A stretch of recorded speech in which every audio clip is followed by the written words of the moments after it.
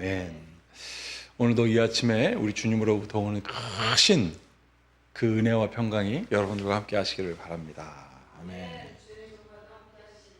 아멘. 여러분, 어제 우리 하나님의 말씀 우리가 나누었던 것을 기억해 보십시오. 야곱이 애굽으로 갈 때 두려워했다 그랬습니다. 그래서 하나님께 제사 드리니까 하나님이 말씀하시죠. 야, 두려워하지 마.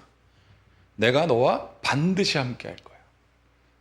그러면서 아브라함과 이삭에게 말씀했던 것을 기억나게 하시고 생육하고 번성하여 땅에 충만하여 다스리라. 자, 그리고 어제 제가 이런 말씀 나누었습니다.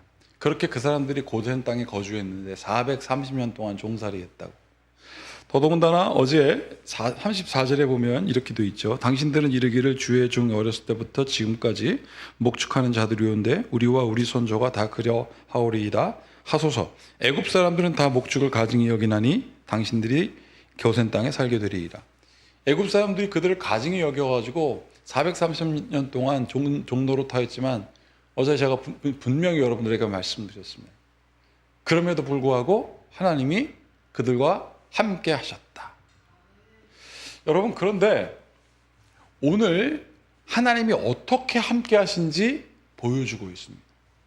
답답한 거예요. 어제 그런 마음 몇몇 분들과 그런 말씀도 나누었지만 과연 430년 동안 힘들게 하시면 나는 견뎌낼 수 있을까? 여러분, 견뎌낼 수가 없어요. 그리고 하나님이 그렇게 하지도 않으십니다. 할렐루야. 하나님께서 절대 그렇게 하지도 않으십니다. 우리가 추가라고 그것도 43년도 아니고 36년 그 일제 강점기도 그렇게 힘들었는데 430년 하나님께서 그렇게 하지 않으십니다. 오늘 이 본문 말씀에 보면 그 은혜가 무엇인지 분명하게 나옵니다. 자, 오늘 설교 제목이 피난처와 목적지의 차이라고 되어 있습니다. 여러분, 피난처가 뭡니까? 잠깐 머무는 거예요. 목적지는 영원히 갈 곳입니다. 오늘 바로 앞에 선 요셉이 자기 아버지를 부릅니다. 그리고 그의 형들도 부릅니다. 자, 바로가 이렇게 얘기를 합니다. 2절 보세요. 그 형들 중 5을 택하여 바로에게 보이니 3절 보시면 47장 3절 바로가 요셉의 형들에게 묻습니다. 내 생업이 무엇이냐? 그들이 바로에게 대답하되, 자, 여기서 막 자기들의 처지를 얘기해줘. 종들은 목자이온데 우리와 선조가 다 그러하리이다. 당신들이 몇시천지하는 그거 우리가 선택해서 한 게 아니라 그냥 다 그렇게 해서 한 거예요. 그러면서 이해를 구하는 장면을 우리가 보게 됩니다. 왜냐하면 46장 끝에 뭐라고 되어 있습니까? 이 일들을 그들이 경멸했다 그랬거든요. 그래서 이 사람이 바로 앞에서 얘기합니다. 너희들의 생업이 무엇이냐? 우리가 목자인데 우리가 하고 싶어서 한 게 아니라 그냥 우리가 선조 때부터 계속 그렇게 해온 겁니다라고 이제 바로 앞에 다 겸손하게, 그리고 이 베깅한다 그러죠. 우리 좀 여기 좀 살게 해주세요 라고 얘기합니다. 여러분, 그런데 4절 보세요. 그들이 또 바로에게 고하되 가나안 땅에 기금이 심하여 종들의 양떼를 칠 곳이 없기로 당신이 비록 싫어하지만 종들이 이곳에 거류가 무슨 뜻이냐면 잠깐 있다 가겠다는 뜻입니다. 영원히 430년이 아니라 잠깐 있겠다고 이 사람들이 얘기합니다. 거류하고자 왔사오니 원하건대 종들로 고센 땅에 살게 하여 주십시오. 여러분, 그렇게 바로한테 당신이 가증히 여기는 이 목동을 우리 받아주세요 라고 이렇게 막 애원합니다.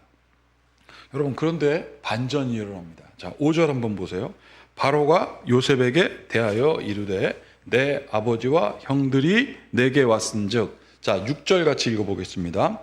애굽 땅이 내 앞에 있으니 땅의 좋은 곳에 내 아버지와 내 형들이 거주하게 하되 그들이 고센 땅에 거주하고 그들 중에 능력 있는 자가 있거든 그들로 내 가축을 관리하게 하라. 가증히 여겼던 것이라고 생각해서 자기들이 막 변명하고, 그리고 여기서 잠깐 거주하게 해달라고 막 그렇게 얘기하고 있는데 바로 어떻게 합니까? 자기 가축을 니네들이 하라. 여러분, 우리의 생각과 하나님의 생각은 완전히 다릅니다. 우리의 생각은 그냥 피난처, 여기 있으면 좋겠습니다라고 생각하는데 하나님은 그 피난처에서 어떻게 살게 하십니까? 완전히 안전하게 살게 하십니다. 나는 그 은혜가 여러분들에게 분명히 있다는 사실을 오늘 이 말씀을 통하여 새기시길 축복합니다. 하나님은요, 완전하신 분이고요. 하나님은 틀림이 없는 분이시고요. 하나님은 실수가 없다 그랬습니다. 그냥 우리가 어떻게 좀 이렇게 잠깐 살게 해주세요. 거류하게 살게 해주세요. 당신이 처음에 말했으니까 고센 땅에 살게 해주세요. 그랬는데요, 나중에 뭐라고 합니까? 그 중에서 제일 좋은 라암셋이라는 곳에서 살게 해줍니다. 거기서 어떻게 해요? 내 가축을 먹이게 합니다. 그리고 바로가 아버지를 딱 부릅니다. 누구요?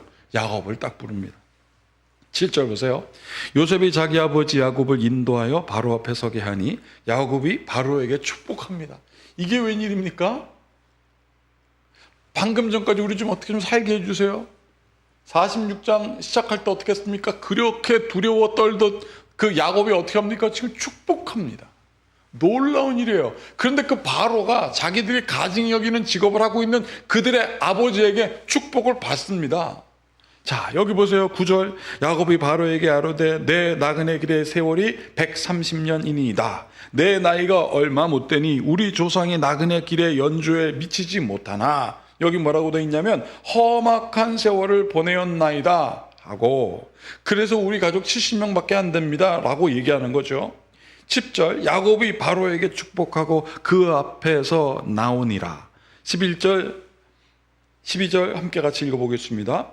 요셉이 바로의 명령대로 그의 아버지와 그의 형들이 거주할 곳을 주되 애굽의 좋은 땅 라암셋을 그들에게 주어 소유로 삼게 하고 또 그의 아버지와 그의 형들과 그의 아버지의 온 집에 그 식구를 따라 먹을 것을 주어 봉양하였더라.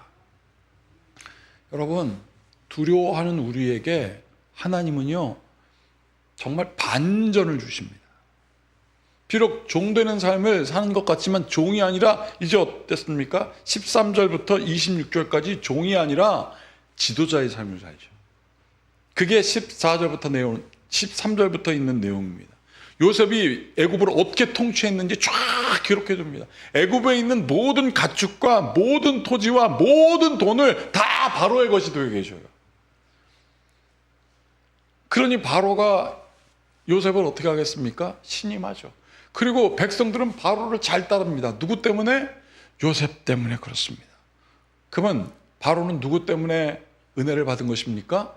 요셉 때문에 은혜를 받았는데 요셉은 무엇을 잊지 않았냐면 약속을 잊지 않았습니다. 사랑하는 여러분, 우리에게 약속이 바로 무엇이냐면 예수 그리스도의 이름입니다.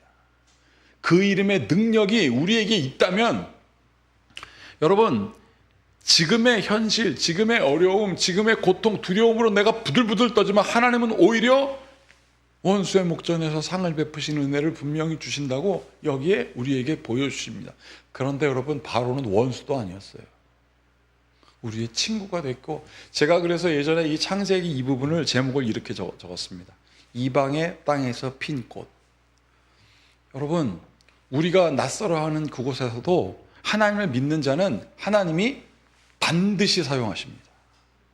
하나님이 반드시 사용하기 때문에 그 아들로 그 딸로 하여금 하나님을 잊지 않게 하십니다.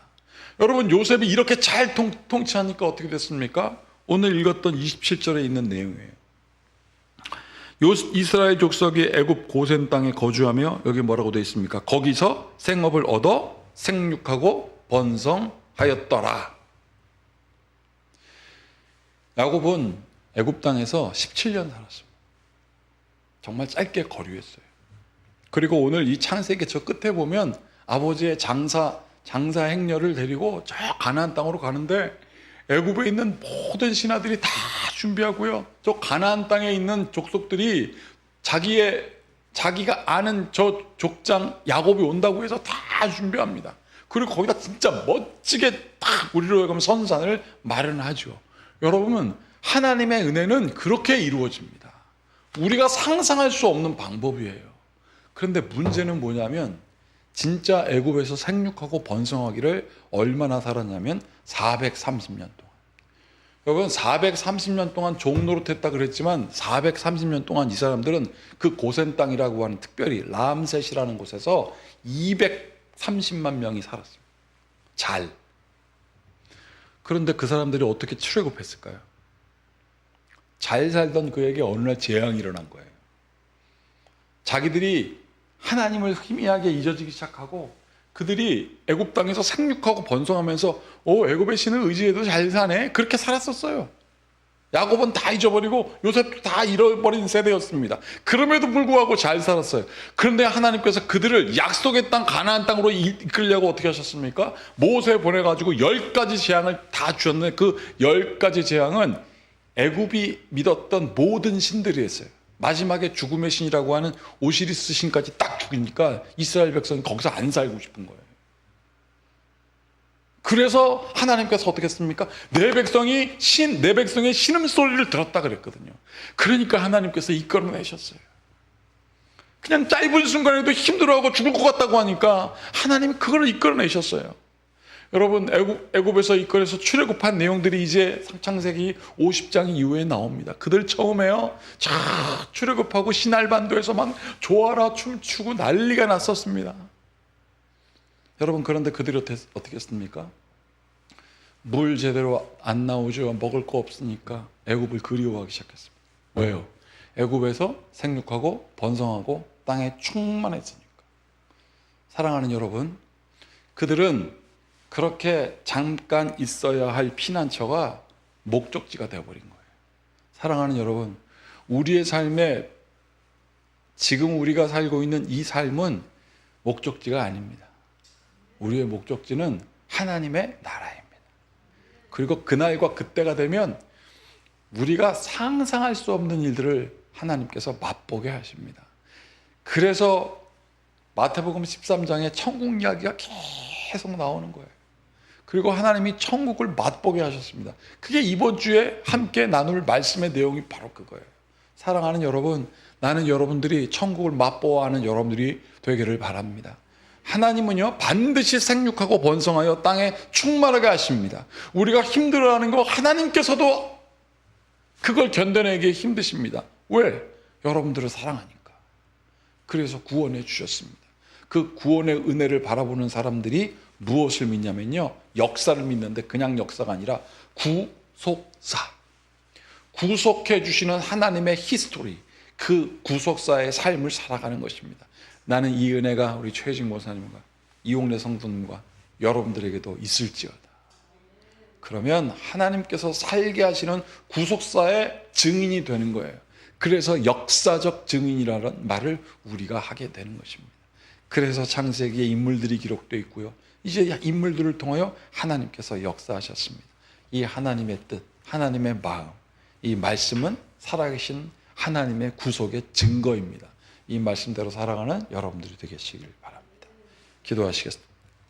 하나님, 그냥 잠깐 피난처에서 야곱 17년 살았습니다.